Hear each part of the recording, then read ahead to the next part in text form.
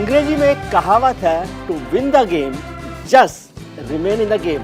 नमस्कार, मैं हूं विजय त्रिवेदी और आपने देखना शुरू कर दिया है हमारा खास शो सत्य की विजय, यानी सिर्फ सच, या ना किसी का एजेंडा है और ना ही हो हल्ला। 100% रिसर्च के आधार पर हम सिर्फ सच दिखाते हैं। अधिक से अधिक विपक्षी पार्टियों को एकजुट करें। हम एक होकर लड़ने के लिए तैयार हो गए हैं। ये प्रोसेस अब जो है एक मोमेंटम पकड़ रहा है। हम सब पार्टियां इस प्रोसेस के लिए कमेटी में। हर दिया जलाने वाला प्राइम मिनिस्टर बनने का ख्वाब देख रहा, अब 132 प्राइम मिनिस्टर पद कहां से आएंगे।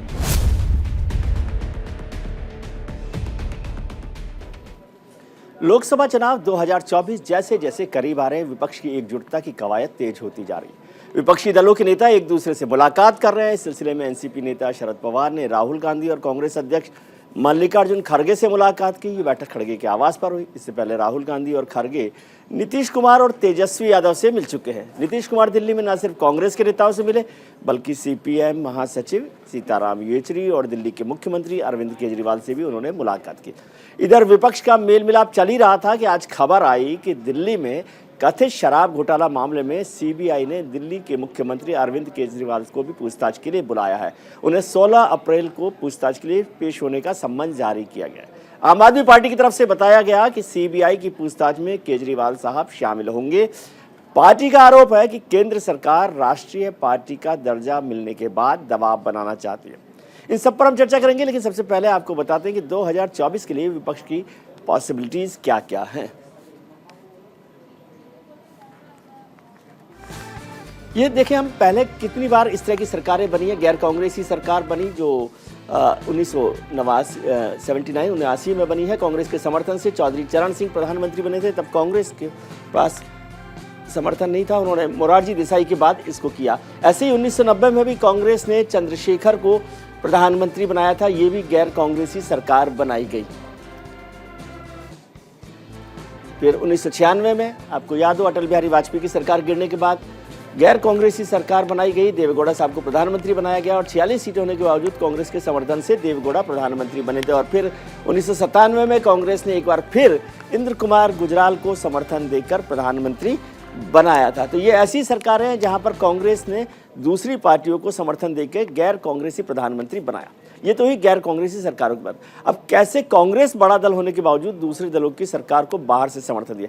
लेकिन अब बात करते हैं कि कब कब कांग्रेस के पास बहुमत नहीं होने के बाद भी केंद्र में उसने सरकार बनाई और कांग्रेस को विपरीत विचारधारा वाले दलों ने बाहर से समर्थन करके सरकार चलाने में मदद की। एक बार उसको भी समझ लेते हैं कि कांग्रेस किस तरह से बिना बहुमत के भी समर्थन बनाती रही। 1991 में नरसिम्हा राव सरकार थी। कांग्रेस को बहुमत नहीं होने के बाद भी नरसिम्हा राव न केवल प्रधानमंत्री बने, बल्कि 5 साल उन्होंने सरकार चलाई थी। 2004 में भी 145 सीटों के साथ डॉक्टर मनमोहन सिंह प्रधानमंत्री बने थे, कांग्रेस के प्रधानमंत्री। वहां पर गठबंधन की सरकार बनी थी यूपीए की। ऐसे ही 2009 में भी बहुमत नहीं होने के बाद भी एक बार फिर प्रधानमंत्री मनमोहन सिंह को बनाया गया। यूपीए की सरकार में जो दूसरे दल थे, गैर बीजेपी दल, उन्होंने उन्हें समर्थन दिया। तो ये दोनों तरह की पॉसिबिलिटीज है।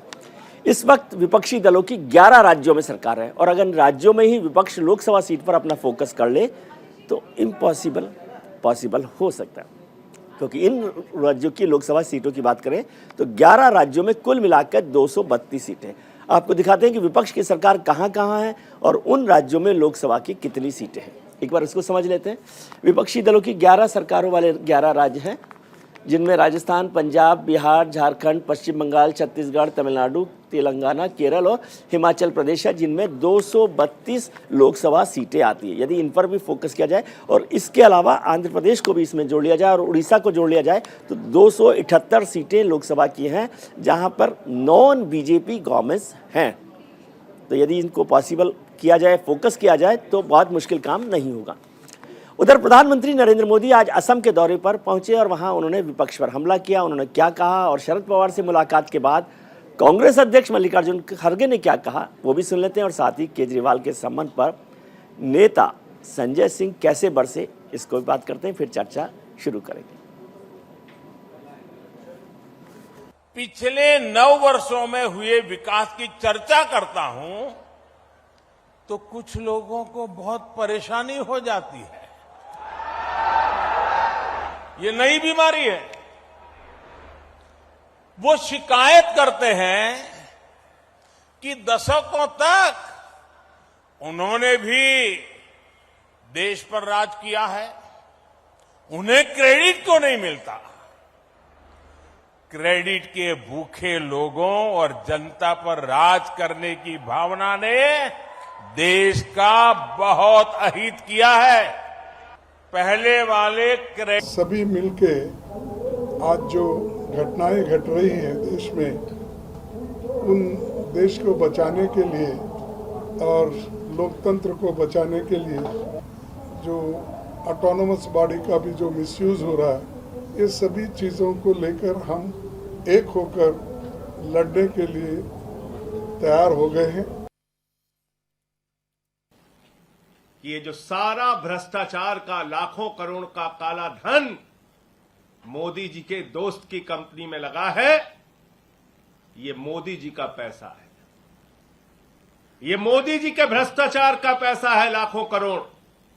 मैं आपको बताना चाहता हूं प्रधानमंत्री जी, आपकी सरकार और आप सर से लेकर पांव तक भ्रष्टाचार में डूबे हुए हैं और अरविंद केजरीवाल जी की लड़ाई ये सीबीआई का सम्मन भेजने से रुकेगी नहीं। विपक्षी एकता को मजबूत करने के लिए पिछले 2 दिनों से मुलाकात का सिलसिला दिल्ली में चल रहा है। अब खबर है कि जल्द ही कांग्रेस नेता राहुल गांधी शिवसेना उद्धव गुट के नेता उद्धव ठाकरे से मुलाकात कर सकते हैं। ये मुलाकात मुंबई के मातोश्री में होने वाली है। ऐसे में सवाल उठता है कि विपक्ष का मेल मिलाप क्या 2024 में छाप छोड़ सकता है। मोदी रोको मोर्चा का महानायक हीरो कौन होगा? क्या 2024 के चुनाव में भ्रष्टाचार बड़ा मुद्दा बन सकता है? आज इसी पर चर्चा करेंगे। हमारे साथ जुड़ रहे हैं खास मेहमान, भारतीय जनता पार्टी के नेता वैभव अग्रवाल साहब, शिवसेना उद्धव गुट के प्रवक्ता किशोर तिवारी साहब, राजनीतिक विश्लेषक शिव भाटिया साहब, वरिष्ठ पत्रकार मेरे मित्र विनोद अग्निहोत्री साहब और राजनीतिक विश्लेषक डॉक्टर पीयूष जोशी। आप सबका बहुत बहुत स्वागत है। डॉक्टर पीयूष जोशी, सबसे पहले आपके पास आना चाहता हूं। आज की एक बड़ी खबर आई है कि अरविंद केजरीवाल साहब को सीबीआई ने समन किया है शराब घोटाले में, कथित शराब घोटाला जो है। आप ईमानदार, आपके जो ईमानदार नेता जिनकी आप चर्चा करते रहे, उन पर एक के बाद एक हमला हो रहा है। कैसे आप इसको देख रहे हैं?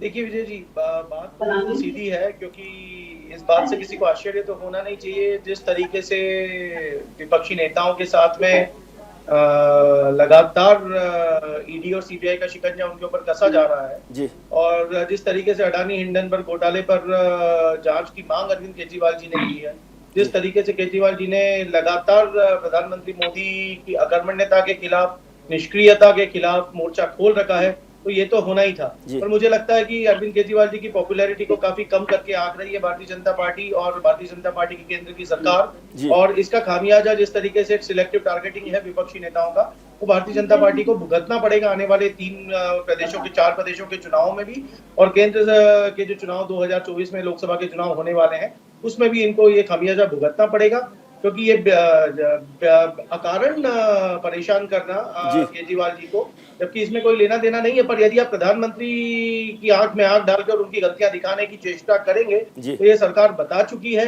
कि ये किसी भी प्रकार का विरोध बर्दाश्त करने के लायक सरकार नहीं है। ये वॉल्टेयर के जो सिद्धांत है उसके खिलाफ चलने वाली सरकार है। यहाँ पे सिर्फ दिखाने की आजादी है, बोलने की आजादी बिल्कुल नहीं है। और यदि केजरीवाल जी ने इस तरीके से और इतने खुले तौर पे अडानी हिंडनबर्ग घोटाले की जांच की मांग की है, और यदि प्रधानमंत्री इस वजह से आपको लगता है कि इस वजह से ये किया गया है? किशोर तिवारी साहब भी हमारे साथ जुड़े हैं, शिवसेना के प्रवक्ता हैं उद्धव गुट के। तिवारी साहब, सुना है कि राहुल गांधी जी की मुलाकात उद्धव ठाकरे साहब से होने वाली है मातोश्री में। एक तो ये थोड़ा सा कंफर्म कर दीजिए, और दूसरा बताइए कि आप भूल गए कि सावरकर पर राहुल गांधी जी ने क्या बोला है? माफ कर दिया है आपने?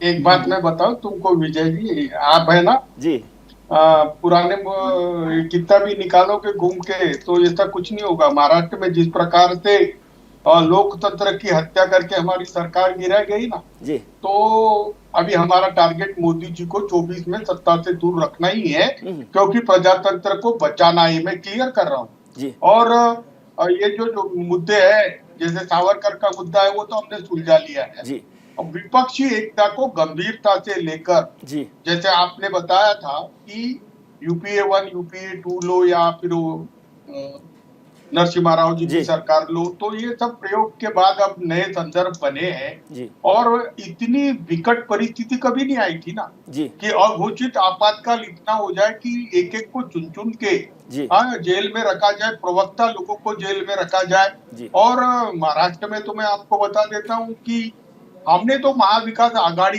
ये देखो एनडीए के सबसे पुराने साथी में शिवसेना जी और नीतीश कुमार आए गए, लेकिन हम तो उनके साथ थे, अब हम छोड़ के गए जी। यानी कितनी बड़ी बात है। समझ लो कि विपक्ष रीजनल पार्टीज को बीजेपी रीजनल पार्टियों का अस्तित्व खत्म करना चाहती है। और विजय जी, मैं एक बात और आपको बता रहा हूँ, अभी ये गंभीरता से प्रयत्न हो रहा है। महाराष्ट्र विकास आघाड़ी यह सक्सेसफुल होने के बाद अब हम नागपुर में हमारी एक सभा हो रही है 16 मार्च को, जहां पर शरद पवार, राहुल जी, उद्धव जी सब एक ही होने वाले हैं। तो हमारी कोई डिफरेंसेस वगैरह नहीं है। बीजेपी वाले कुछ होना चाहते हैं और सावरकर का वो सियासत कर रहे हैं, लेकिन सावरकर से पहले तो अभी हमको अडानी और इनसे ही डर बहुत ज्यादा है। और प्रजातंत्र बचाने के लिए आपकी भी मदद लगेगी जी, तो जरा याद शिव भाटिया साहब, राहुल गांधी जी की आज मुलाकात हुई है, मल्लिकार्जुन खड़गे साहब की भी मुलाकात हुई है, विपक्ष के नेताओं से, दूसरी पार्टियों के नेताओं से, लेकिन बहुत ढुलमुल चलता है। हर दिन कुछ ना कुछ बयान आकर ऐसा लगता है इस नाव को कोई ना कोई डैमेज करना चाहता है, ये सफ़र को। आपको लगता है कभी शरद पवार साहब कुछ बोल देते हैं, कभी सावरकर पर नाराज हो जाते हैं तिवारी जी, कुछ कुछ चलता ही रहता है।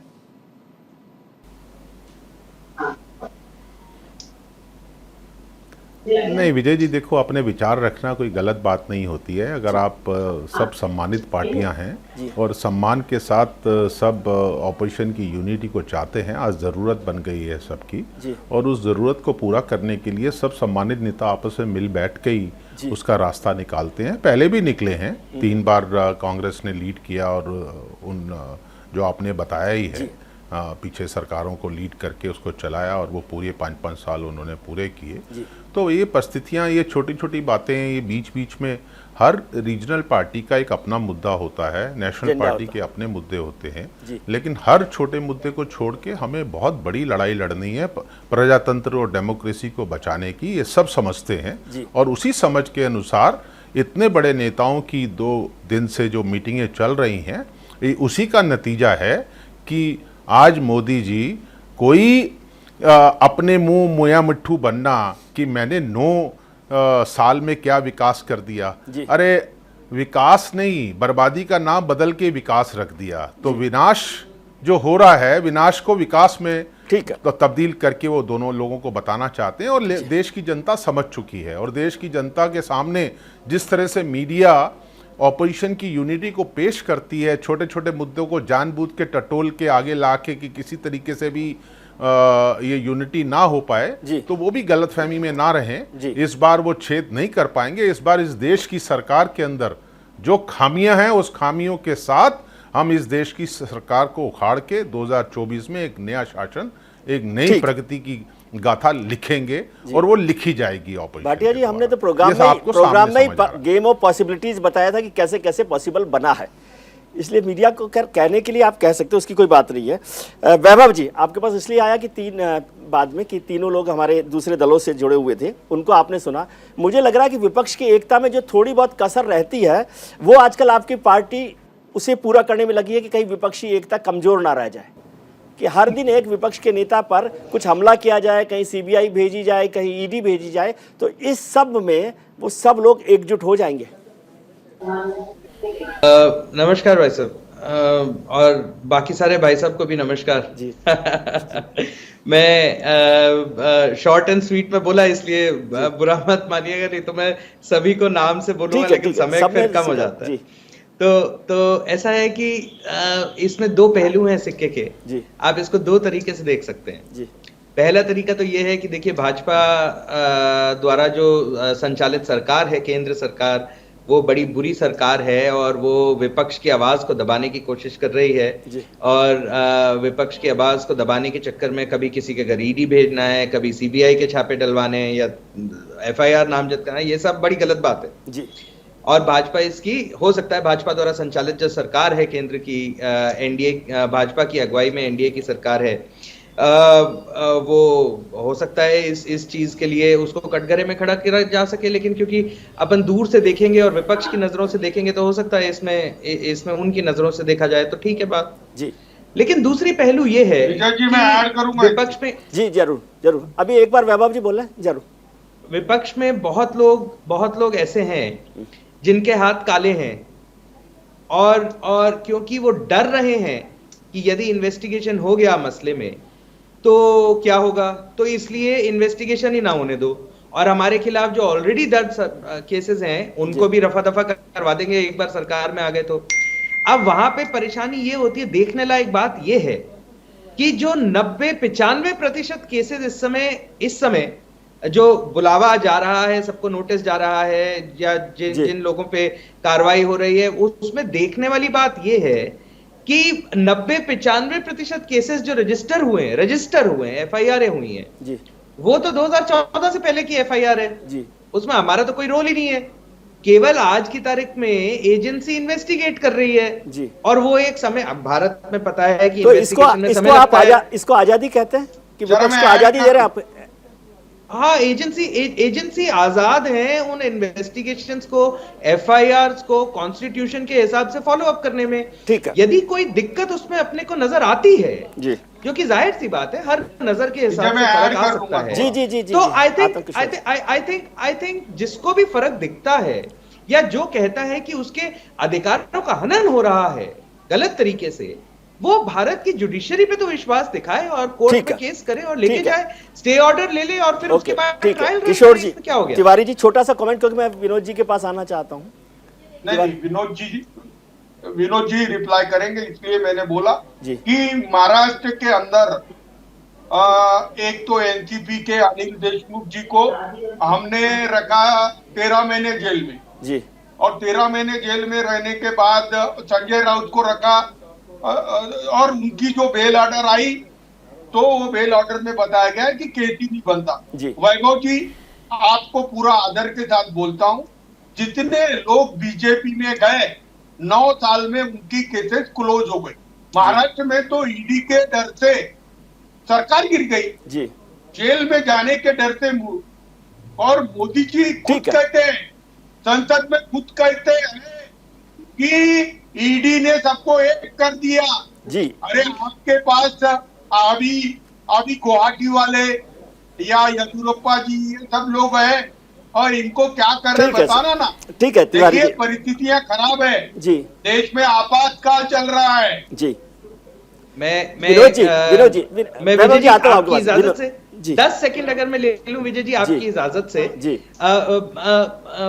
तिवारी जी को आदर के साथ उन्होंने जो बोला सराखों पर है, लेकिन मैं केवल इतनी बात करूंगा और थोड़ा सा मुस्कुराहट पे बोलूंगा कि देखिए हो सकता है कि जिन नेताओं पे अभी इन्वेस्टिगेशन हो रहा है, पहला नंबर उनका आ गया, अभी बाद में 8 नंबर भी आएंगे, तो ये बात नहीं होती है कि मेरी शर्ट उनकी शर्ट से सफेद क्यों। ठीक है विनोद अग्निहोत्री जी, ये थोड़ा सा सर आपने सबको सुना है, वैसे आप इन सबको सुने बिना भी सब स्थितियों को जान रहे हैं। आपकी राजनीतिक टिप्पणी में समझना चाहता हूं कि क्या ये दाव कहीं उल्टा तो नहीं पड़ सकता भारतीय जनता पार्टी के लिए? नहीं, विपक्षी एकता पर हम बात कर रहे हैं या एजेंसियों के दुरुपयोग? विपक्षी एकता पर और एजेंसियों के दुरुपयोग पर, दोनों चीजें। क्योंकि एजेंसियों के दुरुपयोग, सदुपयोग, उपयोग में तो तीनों शब्द इस्तेमाल करता हूँ जी। जो भी हो रहा है उस पर तो हम लोग बहुत चर्चा कर चुके हैं। इसीलिए मैंने कहा कि उससे आगे चलते हैं। डोमेन में है कि विपक्ष का ये कहना कि भाई जो बीजेपी में शामिल हो जाता है उसकी शर्ट धुल जाती है वॉशिंग मशीन से, और उसके बाद वो सारे जो है नाम भी लोग गिनाते हैं कि जो बीजेपी में शामिल हुए उनके खिलाफ सारी फाइलें बंद हो जाती हैं, और जो बीजेपी में शामिल नहीं होते हैं उनके खिलाफ कार्रवाई होती है। और बीजेपी के हमारे नेता लोग कहते हैं मित्र लोग कि हम तो भ्रष्टाचार के खिलाफ लड़ाई लड़ रहे हैं, तो भ्रष्टाचार के खिलाफ जो है कार्रवाई हो रही है। तो ये नैरेटिव दोनों तरफ से चल रहा है जी। और दूसरी बात ये है कि जैसे भी अग्निहोत्री जी, ये तो पुराना हमारा शास्त्रों में ही कहा गया है कि भवसागर पार करने के लिए मेरी शरण में आ जाओ। हाँ, वो तो भक्त भगवान तो भक्त वत्सल होते हैं ना। कोटि विप्र बद लागे जाहू, आए शरण तजो मैं ताहू। भगवान श्री राम कहते हैं कि करोड़ों विप्रों की हत्या का आरोप भी अगर लगा हुआ है जी, तो भी अगर मेरी शरण में आ गया तो मैं उसको छोड़ता नहीं हूँ। भक्त वत्सल का मतलब यही है। हाँ, तो भक्त वत्सल, ठीक है। और बीजेपी तो भाई भगवान राम जी की अनुयायी है, पार्टी है, तो आदर्श है, तो वो तो ये कह सकते हैं। पता नहीं क्यों नहीं भारतीय जनता पार्टी के प्रवक्ता इस बात को कहते हैं कि अब तो राम जी के अनुयायी है और अब तो राम जी के रास्ते पर चल रहे हैं। हो सकता है मैं आपकी बात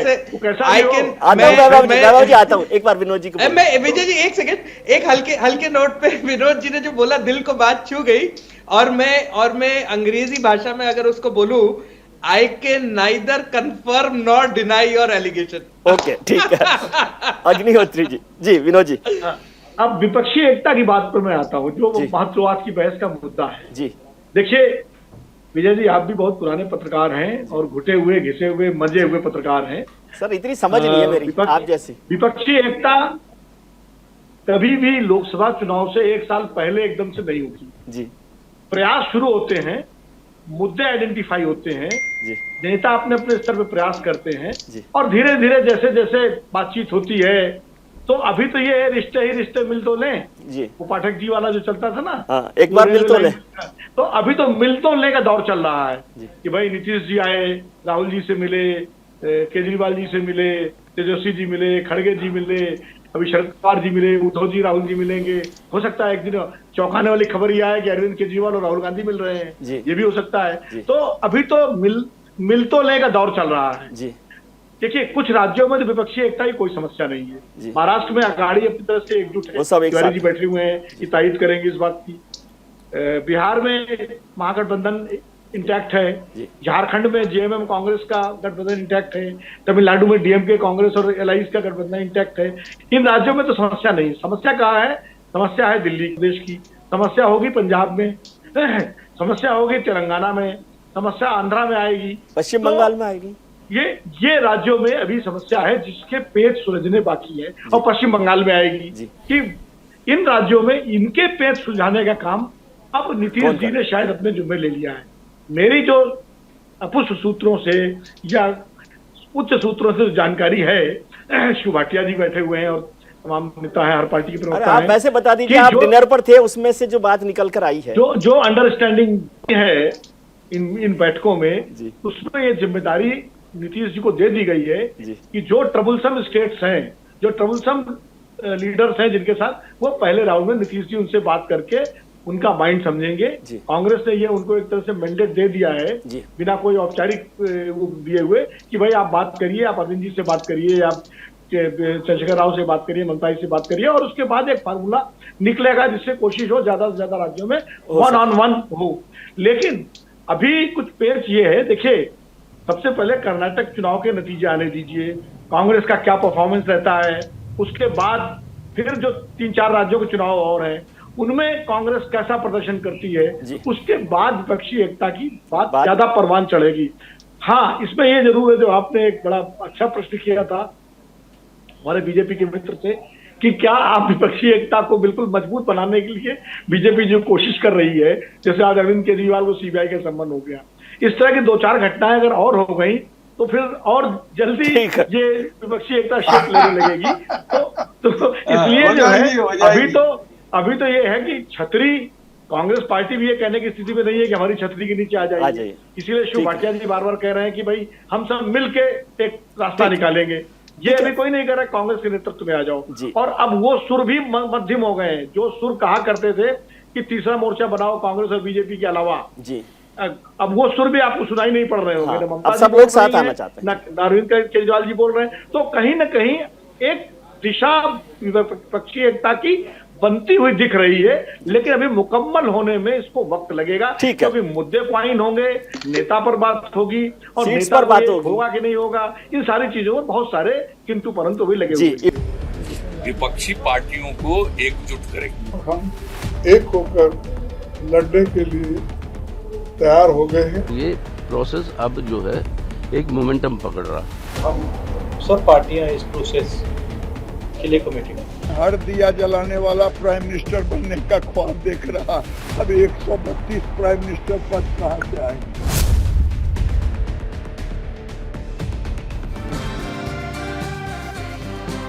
ब्रेक के बाद आपका एक बार फिर स्वागत है। हम चर्चा कर रहे हैं विपक्षी एकता को लेकर। हमारे साथ खास मेहमान जुड़े हुए हैं। डॉक्टर पीयूष जोशी हैं, विनोद अग्निहोत्री साहब हैं, शिव भाटिया साहब हैं, वैभव अग्रवाल जी हैं और किशोर तिवारी जी हमारे साथ जुड़े हुए हैं। शिव भाटिया साहब, विनोद जी ने बात कही कि अभी कर्नाटक का चुनाव जो है वो बताएगा कि ये एकता कैसे बढ़ेगी, कांग्रेस की परफॉर्मेंस कैसे होगी। दरअसल अभी ये वाला वक्त है कि सब पार्टियां अपनी अपनी ताकत तोल लें और उसके बाद आगे बढ़ें। आपको लगता है कि इससे कुछ बनेगा? और कम से कम अब ये तय हो गया लगता है, आप साफ कर सकते हैं कि कांग्रेस लीड करने के लिए दबाव नहीं बना रही, या ये अब उसके पास नहीं है कि हम ही लीड करेंगे, ऐसा है?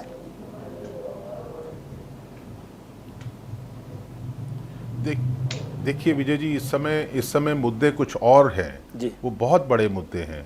देश से लोकतंत्र गायब हो चुका, प्रजातंत्र की नींव हिल चुकी है, एजेंसियों का बुरा हाल हो चुका है, वो अपना काम नहीं कर पा रही हैं। सरकारें कैसे चल रही हैं वो आपको पता ही है, जिसको विनाश को विकास का नाम दे दिया गया है। हमें सबसे पहले उसको बचाना है। जो कांग्रेस ने अपने नेशनल मूवमेंट आज़ादी की लड़ाई के अंदर जो सपने संजोए थे और इस देश को दिए थे, वो हमें दोबारा उस रास्ते पे लाना है। हम आरएसएस का एजेंडा किसी भी हालत में देश स्वीकार नहीं कर सकता।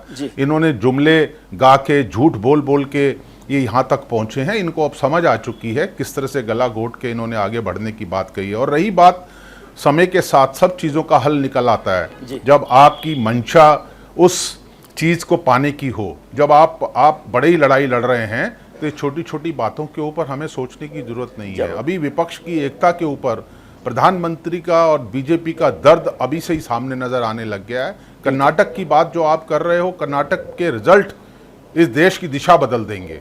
और जब इस देश की दिशा कर्नाटक से बदलेगी, आने वाले चुनावों के अंदर जो छत्तीसगढ़, मध्य प्रदेश और राजस्थान के 1-to-1 जो फाइट बीजेपी के साथ है, इनका सुफड़ा साफ हो जाएगा वहां पे।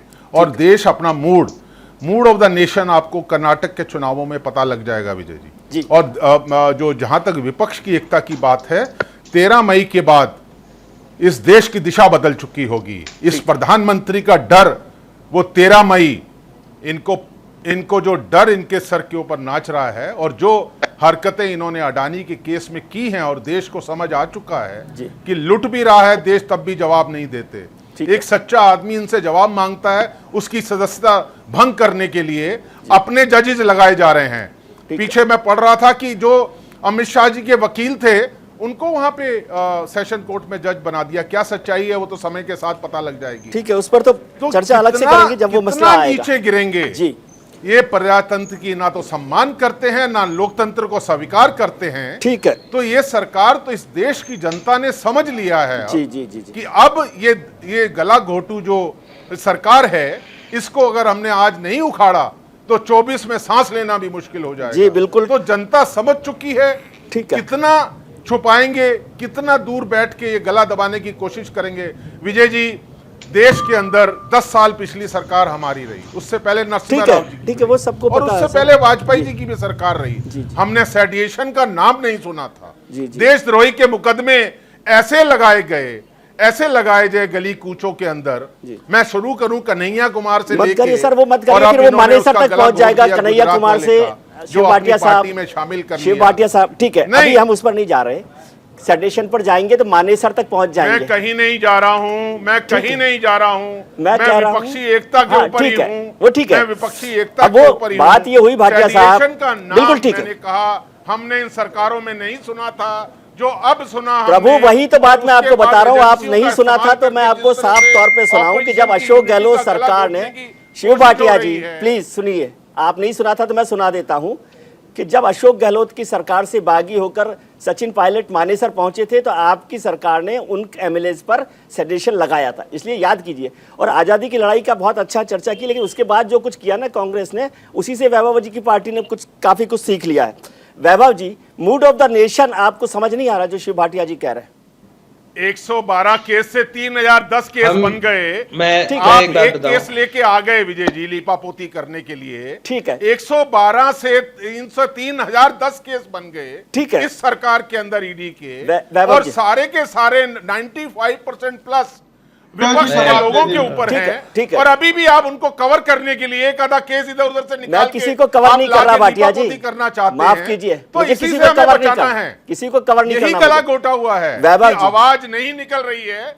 आप उनकी बात करना ही नहीं चाहते, आप उनकी बात करना ही नहीं चाहते जो उन्होंने काम कर रखे हैं, जो काम उन्होंने किए हैं। ठीक है भाटिया जी, बात हो गई आपकी, आपने रख दी अपनी बात। हालत में भी 24 में सरकार नहीं करेगी, और यही विपक्ष की एकता। ठीक है वैभव जी, देखिए छोटा छोटा जवाब दीजिए, सब लोगों को भी मौका मिले ना। Constituent assembly 1 and constituent assembly 2 के राजा थे श्री जवाहरलाल नेहरू जी। सर अभी की बात कर लो वैभव जी, अभी वहां मत चलिए, फिर वहीं आ रहे हैं। मैं भाटिया साहब, अभी जो भाटिया जी ने एक बहुत बड़ी बात कही कि मूड ऑफ द नेशन आपको समझ आ रहा है या नहीं आ रहा है, ये बताइए मुझे। क्या मजाक, मैं मूड ऑफ द नेशन की बात बता रहा हूँ कि थोड़ा सा हो सकता है कि आजकल की राजनीति में इतने उलझे हुए हैं भाटिया साहब कि वो अपनी जो हिस्ट्री है, अपना इतिहास जो है वो भूल गए। तो मैं एक बार के लिए 10 सेकंड के लिए फटाफट से एक रिफ्लेक्शन देना चाह रहा था कि 47 में जब नेहरू जी ने टेक ओवर किया तो सिडिशन लॉ का उन्होंने बिल पास करवाया 1948 में।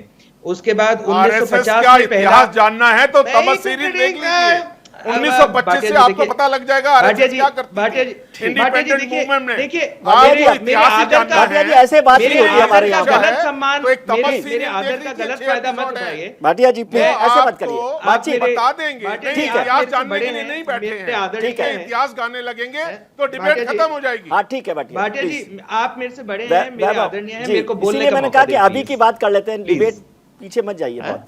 तो 1950 में रोमेश थापर, सिडिशन लॉ की बात बता रहा हूँ, 62 में केदारनाथ, 1995 में बलवंत सिंह, 2021 में रिट फाइल हुआ। वैभव जी सेडिशन की बात कर रहे हैं तो भाटिया जी ने कहा 100 से 3000 पहुंचा दीजिए, उस पर जवाब दो ना आप, हिस्ट्री पे कहाँ जा रहे हैं। तो मैं एक बात कह रहा हूँ कि सिडिशन लॉ जब डिस्कशन में आया तब सन 1947 से आज तक, यानी 2014 तक वो केवल और केवल कांग्रेस रूल्ड सरकारों में ही आया। ठीक है। अगर मैं भाटिया जी से पूछूं कि भारत के तीसरे प्रधानमंत्री कौन थे और वो कब बने थे, तो शायद भाटिया जी नहीं बता पाएंगे। तो क्या है कि कांग्रेस को अपने स्वयं के इतिहास में और कांग्रेस को ये ध्यान रखना चाहिए कि भाटिया जी जब कांग्रेस का ध्यान, जवाहरलाल नेहरू 17 साल रहे, मिसेस गांधी 16 साल रही। भाटिया जी ये क्लास नहीं हो रही है जवाब देने के लिए, प्रधानमंत्रियों के नाम भी नहीं मालूम होंगे, मैं आपको याद भाटिया जी तीसरे भारत के तीसरे क्वेश्चन मार्क ना लगाएं। ठीक है भाटिया जी, अच्छा ठीक है, ऐसे बात ऐसे जवाब मत दीजिए। कौन थे जो लाल बहादुर शास्त्री का नाम लेते हुए आपको समझ नहीं आती, और दूसरे मैं बात कर समझ नहीं आती, इस तरह से नहीं चलेगा। करूं 10 के 10। पीयूष जी मसला ये है, ठीक है okay Bhatia ji please, Vaibhav ji please, question मेरे से नहीं करें जी, जवाब दें। ठीक है। देखिए ऐसा है कि जब कांग्रेस की बात आती है हमेशा सिडिशन लॉ रहा है, और जहां तक लॉ की बात है या मिसयूज की बात है, कोई मिसयूज नहीं, केवल कॉन्स्टिट्यूशन की बात है। अगर कांग्रेस को इतना दिक्कत है सिडिशन लॉ से, तो वो या तो प्रदेश में उसके खिलाफ बिल ला सकते थे, या वो उनके काफी एमपीज थे, कितने 40 एमपीज थे पिछले सत्र में, 2024 जाते जाते 40-42 एमपीज हैं इनके, उसमें व्हाइट पेपर बिल ला सकते थे अगेंस्ट सिडिशन लॉ, तो कोई दिक्कत नहीं है उसके अंदर। डॉक्टर पीयूष जोशी, ठीक है भाटिया जी हम बहुत आगे चल रहे हैं। डॉक्टर पीयूष जोशी, जो विनोद जी ने बात कही वो महत्वपूर्ण है कि जिन राज्यों में संकट नहीं है वो तो हो जाएगा, लेकिन दिल्ली जैसी जगह है, पंजाब जैसी जगह है, वहाँ कांग्रेस वर्सेस आम आदमी पार्टी का निपटारा हो सकता है क्या? झगड़ा खत्म हो सकता है विपक्षी एकता के लिए? अनम्यूट कर ले अपने को सर। आप म्यूट हैं जोशी जी। जी जोशी जी की आवाज नहीं आ रही है। डॉक्टर जोशी अनम्यूट कर लें अपने को प्लीज। जी सॉरी जी, रियली सॉरी अबाउट इट। मेरा ये कहना है कि भाई जो बात विनोद जी ने बोली है वो बात तो बिल्कुल सही है कि मेल मिलाप का दौर चल रहा है, और अभी कोई प्री पोल अलायंस बन पाएगा या कोई पोस्ट पोल एडजस्टमेंट होगा, कोई नया गठबंधन बनेगा, ये तो अभी कहना मेरे ख्याल से थोड़ा प्री मैच्योर होगा। तो ये तो समय के गर्भ में छुपा है कि क्या होगा क्या नहीं होगा। पर रही बात भारतीय जनता पार्टी की, तो भारतीय जनता पार्टी का जैसा कि अभी मैं सुन रहा था और मैं देख रहा था कि वैभव जी जिस तरीके से इतिहास में चले जाते हैं बार बार, तो कभी कांग्रेस के पुराने कर्मों का, कभी हमारे देश के वीर सैनिकों के सदकर्मों का, और कभी पाकिस्तान के दुष्कर्मों का आवरण ओढ़ लेते हैं, पर खुद के अकर्मण्यता कभी भी नहीं सामने आने देते, क्योंकि जब खुद किया ही नहीं है कुछ, तो आपको दूसरी चीजों का ही सहारा लेना पड़ेगा। यदि कुछ ढंग का काम किया होता, जो वादे किए थे 2014 से लेकर 2023 9 साल होने आ गए हैं, यदि कुछ पूरे किए होते तो आज उसमें बात कर रहे होते, पर अब क्योंकि नहीं कर पाते हैं, तो जो लोग इनसे हिसाब मांग रहे हैं वो उनको आप सीबीआई और ईडी से डराना चाहते हैं। और रही बात विपक्षी एकता की, भाई जो डिफिकल्ट स्टेट्स हैं कांग्रेस जैसे बड़े राष्ट्रीय दल के लिए, तो वो तो कांग्रेस को ही देखना पड़ेगा कि भाई डिफिकल्ट स्टेट में कौन से दलों की स्थिति मजबूत है और कौन से दल ज्यादा अच्छे से परफॉर्म कर पाएंगे। जी, that is for Congress to decide. ठीक है, किशोर तिवारी जी, आपको पहले वहां पे महाराष्ट्र में किसको समझाना है, शरद पवार साहब को समझाना है या राहुल जी को समझाना है? नहीं, हमारा सब सेटलमेंट हो गया है। अभी मैं बता रहा हूँ, महाराष्ट्र से 40 से 44 विधायक जी, ये हमारे महाविकास आघाड़ी के जी।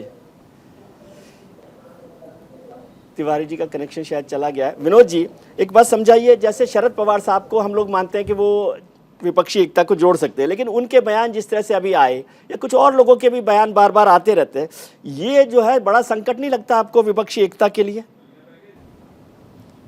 देखिए विजय जी, एक तो मैं आग्रह करूंगा अपने सारे जो पैनलिस्ट यहाँ पर मौजूद हैं जी, कि डिबेट में हम लोग अपनी बात कहनी चाहिए, किसी दूसरे के ज्ञान या विजडम पे सवाल नहीं उठाना। हाँ, वही ठीक है। ये नहीं कहना चाहिए कि फला आदमी को ये पता नहीं होगा या इनको ये नहीं है। हर आदमी की जानकारी अपने हिसाब से होती है जी। तो ये मैं आग्रह करूंगा अपने सारे मित्रों से जो पैनलिस्ट। अब जहां तक शरद पवार जी की या बयानों की बात आपने की है, तो देखिए बयान तो आते जाते रहेंगे। बयानों से विपक्षी एकता न मजबूत होती है और न खंडित होती है। बयान तो देश काल परिस्थिति के हिसाब से नेता लोग देते रहते हैं। ममता बनर्जी ने राहुल गांधी पर बयान दिया था कुछ दिन पहले ही, उसके बाद फिर बयान समर्थन में दे दिया कि हम एकजुट हैं। आम आदमी पार्टी को लेकर के कांग्रेस पार्टी के लोग बयान देते रहते हैं, आम आदमी पार्टी कांग्रेस को। लेकिन क्या होता है, जब बरसात होती है ना, और जब बारिश होती है और तूफान आता है, आंधी आती है, तो एक पेड़ के नीचे जो है खरगोश, भेड़, बकरी, बाघ, सियार, सारे लोग, आदमी सब इकट्ठा हो जाते हैं। प्रयोग और उपयोग का जो तूफान है वो अभी एक तरह से सारे विपक्ष को एकजुट करने के लिए एक सीमेंटिंग फोर्स बन रहा है जी। यही मैं समझना चाहता हूं, क्या आपको लगता है कि इस जंक्चर पर हम पहुंच गए हैं कि सब लोग उस दबाव में, कोई भी कारण हो, उस पॉइंट पर आ सकते हैं, वो ट्रिगर पॉइंट पहुंच गया है? देखिए विजय जी, थोड़ा सा वैसे तो इतिहास के लिए आपने वर्जित कर दिया है बोलना, लेकिन थोड़ा सा इतिहास में जाऊंगा मैं कि 77 में जो एकता बनी थी, वो अगर उसके पहले जरा जो दल उसमें जनसंघ और सोशलिस्ट एक साथ एक पार्टी में मर्ज हो गए जी, ये संभव था क्या उसके पहले? लेकिन उससे थोड़ा आगे आ जाए तो मैं और ज्यादा पॉजिटिव होता हूँ कि 1989 को देख लें। 89 में कम्युनिस्ट और बीजेपी एक साथ आ गए जी, वीपी सिंह को कंधे पर बिठा करके प्रधानमंत्री बनाया जी, जो एक दूसरे को चूहे बिल्ली का बैर था।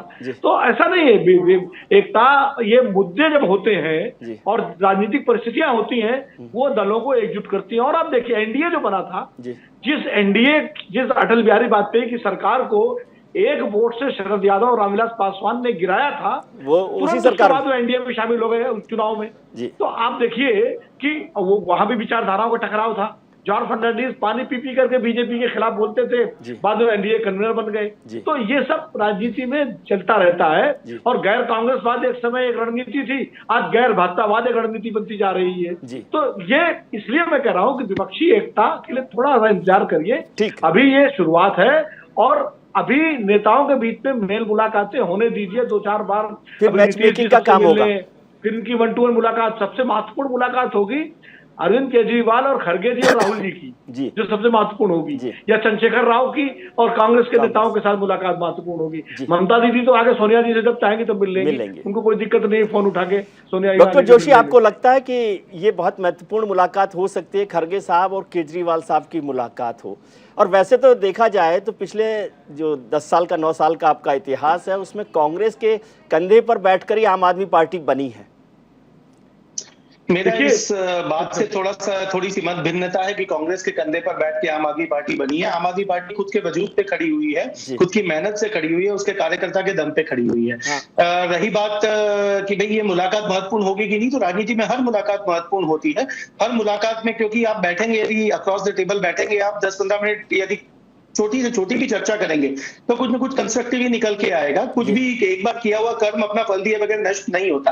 आपने एक अच्छा क्वेश्चन पूछा था शरद पवार जी के बारे में। तो शरद पवार जी की के बारे में एक कहावत प्रसिद्ध है कि शरद पवार जी यदि आपको मुंबई एयरपोर्ट पे मिलेंगे तो उनके हाथ में टिकट दिल्ली का होगा, बोर्डिंग पास चेन्नई का होगा और उतरेंगे कलकत्ता में। तो वो फाइनली मेरे ख्याल से कि वो क्या बोलते हैं, कब क्या कहते हैं, उस बारे में सोचना हमें थोड़ा बंद कर देना चाहिए। फाइनली वो जहाँ पे लैंड करेंगे वही उनका फाइनल डेस्टिनेशन होगा, ये मानना पड़ेगा। जी विनोद जी कुछ जोड़ना चाहते हैं उनको? जी जी मैं एक तथ्य रखना चाहता हूं कि इस देश में गैर कांग्रेस, गैर भाजपा के 7 प्रधानमंत्री हुए हैं, मुरारजी से लेकर के और गुजराल साहब तक, गुजराल तक जी, है ना, जिसमें मोरारजी देसाई, चरण सिंह, बीपी सिंह, चंद्रशेखर, इंद्र कुमार गुजराल और ये अपने देवगौड़ा, 6 प्रधानमंत्री इस तरह से हुए हैं और इनका पूरा कार्यकाल जो है 6 साल रहा जी। आप सोचिए, और देश में जो भी सरकारें बनी हैं उसमें और चली हैं उनमें या तो बीजेपी शामिल रही है या कांग्रेस शामिल रही है किसी न किसी रूप में। जनता पार्टी में वही जनसंघ शामिल था जी। वीपी सिंह के साथ बीजेपी और लेफ्ट थे जी। देवगौड़ा को कांग्रेस से चलाया और गुजरात को कांग्रेस से चलाया, नरसिम्हा राव को लेफ्ट ने चलाया और अटल जी की सरकार में भी गठबंधन। तो बिना कांग्रेस और बिना BJP, minus Congress minus BJP की सरकार की कल्पना इस देश में अभी संभव नहीं है। सरकार जो भी बनेगी या तो बीजेपी लेड जैसी चल रही है वो बने, या कांग्रेस लेड हो, या कांग्रेस समर्थन हो, या कांग्रेस शामिल हो, उसमें वो जरूर रहेगी। ठीक है वैभव जी, भारतीय जनता पार्टी तो हमेशा ही गठबंधन के साथ चलती रही है बहुत लंबे समय तक। अभी ये मौका आया कि जब आप अकेले बहुमत में, स्पष्ट बहुमत में हैं, तो इसलिए ये कहना कि गठबंधन के विचारधाराएं विपरीत होती है, बहुत सारे उदाहरण भी हैं जिनकी चर्चा हो गई। क्या आपको अब भी नहीं लग रहा कि थोड़ा सीरियस होने का वक्त आ गया, या आपको लगता नहीं बस हम अकेले ही चलेंगे और कारवां जो है जुड़ता रहेगा? मैं आपकी बात से बिल्कुल वाकफियत नहीं रखता हूं कि हम अकेले ही चलेंगे। एकला चलो रे तो वेस्ट बंगाल से आता है। हम तो हमेशा कहते हैं सबका साथ सबका विकास, तो इसमें तो कोई दो राय ही नहीं है। हम तो आपने तो सबका साथ छोड़ दिया, शिवसेना का छोड़ दिया, जेडीयू का छोड़ दिया, तमाम अकाली दल का छोड़ दिया, सबका साथ छोड़ दिया। भाई वो हमारे घर में आए, हम उनके घर में थोड़ी गए। अगर वो चले गए अपना घर छोड़ के तो चल क्या करें, बाकी लोग और नए लोग आएंगे उनकी जगह। देखिए राजनीति में क्या होता है, जितनी मेरी समझ है, आप लोग सब मेरे से बड़े हैं, लेकिन जितनी मेरी छोटे से जीवन में मेरी छोटी सी समझ हुई, राजनीति में क्या होता है, जब भी आप एक जगह, एक स्पॉट, एक कुर्सी जगह आप गैप बनाते हैं और उसको खाली छोड़ते हैं, कोई ना कोई उसको आके भर देता है अपने आप स्वयं जी। उसको भरने की जरूरत नहीं होती। इसी तरह जब एक राजनीतिक दल में कोई कार्यकर्ता होता है तो उसको राजनीतिक दल आके स्वयं काम नहीं देता है, वो राजनीतिक दल से काम खींचता है कि भाई मैं करूंगा। इनिशिएटिव बेस्ड होता है, ठीक है। तो भाजपा की राजनीति इनिशिएटिव बेस्ड है। कोई ना कोई दल आके एक खाली गैप होता है उसको भर देता है। अब शिवसेना तो अभी भी हमारे साथ है, बाकी जो है अब उनको पता नहीं, मेरे को पता नहीं कि उनकी पार्टी का क्या नाम है क्या नहीं है, लेकिन शिवसेना तो अभी भी हमारे साथ है। तो इसमें तो कहाँ है, इसमें तो कोई दो राय नहीं है। अब मुझे नहीं पता कि आप कैसे कह रहे हैं कि शिवसेना हमारे साथ चली गई, पहली बात। दूसरी बात, एनडीए के घटक दल का जो नंबर है वो एक ऑन एन एवरेज 3 या 4 दल ऊपर नीचे हुआ जी। और वो समय समय पे मनमुटाव होता है, जो सोच होती है वो थोड़ी सी बदल जाती है, फिर स्वयं साथ आ जाती है। लेकिन एक चीज नोट करिएगा, हमारे घटक दल यदि हमसे अलग होते हैं तो अन्य दलों के साथ जाके गठबंधन नहीं करते, वो या तो स्वयं अलग चलते हैं और या थोड़े समय अलग चलने के बाद वापस आ जाते हैं। कल तो मांझी साहब ने कहा, जीतन राम मांझी, आप देखते भी नहीं है कि अमित शाह जी के घर पर मुलाकात की और उसके बाद कहते हैं मैं नीतीश कुमार जी के साथ जाऊंगा। साथ रहूंगा। कोई बात नहीं, इसमें क्या हो गया? ठीक है, मतलब मैं बता रहा हूं आपको, वो मन मिलने की बात है। ठीक है भाई, 10 केसेस में से 3 केसेस अगर हो भी गए तो इसमें कोई बड़ी बात नहीं है। That doesn't decide the course of action. Okay, आप देखें, वो अपने को एक होलिस्टिक रूप में देखना चाहिए, पूर्ण रूप से देखना चाहिए। एक स्पेसिफिक एंगल से देखेंगे तो फिर तो अपन एक स्पेसिफिक बात करते, व्यक्ति विशेष या दल विशेष की बात करने लग जाएंगे। ठीक है, भाटिया साहब, राजनीतिक तौर पे देखें। भाटिया साहब, एक पार्टी से जुड़ा हुआ सवाल समझना चाहता हूं कि खरगे साहब के अध्यक्ष बनने के बाद क्या आपको लगता है कि जो हो सकता है आप नहीं मानते हो, राहुल गांधी जी को लेकर सीनियर लीडरशिप में जो दूसरी पार्टियां थी वो नहीं मानने को थी, तो खरगे साहब के आने से ये फायदा हो सकता है आपको?